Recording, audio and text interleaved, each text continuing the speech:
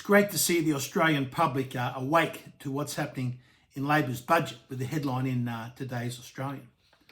Because Chalmers goes on about this supposed surplus of $4.2 billion, which is for this financial year, ending the 30th of June 2023. But for the 4 years going forward, in which Labor are making decisions in budget expenditure, there's $112 billion that they are adding to the national debt. The combined deficits in the 4 years going ahead, $112 billion Labor are spending, which they are going to get the money from borrowing more and adding to that debt and pushing it past the $1 trillion mark. So the question is, which group in our society is actually the biggest beneficiaries from the budget? Is it pensioners, self-funded retirees, those low-income earners under, say, $50,000? Is it those on welfare? Which group actually is the biggest beneficiary? Well, but I'll tell you, the biggest winners in this budget of any group in society are, surprise, surprise, politicians, federal members of parliament.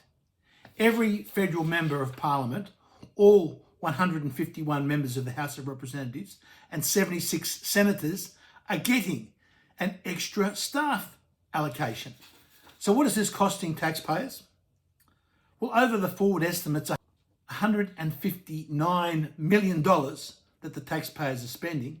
Now that works out for every federal member of parliament extra expenditure of $174,000 better off a year to employ another staff member.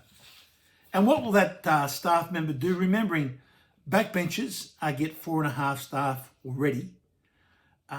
Those independent staff, those independents and ministers and shadow ministers get even more staff. And I can tell you, as a backbencher, 4.5 staff is more than ample. So that extra staff member that the taxpayers are paying for, at the cost of $174,000 each to every federal MP, that's over the 4-year forward estimate. The number is $696,000. That's $696,000 going to every federal MP to pay for more staff.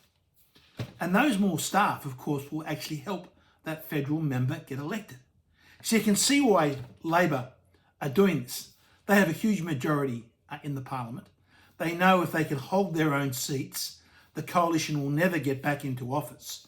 So by strengthening and fortifying every federal member's office with extra $174,000 in cash to pay for extra staffers, makes it harder to unseat a sitting MP, which makes it harder for a Labor government, or should I say easier for a Labor government to stay in office.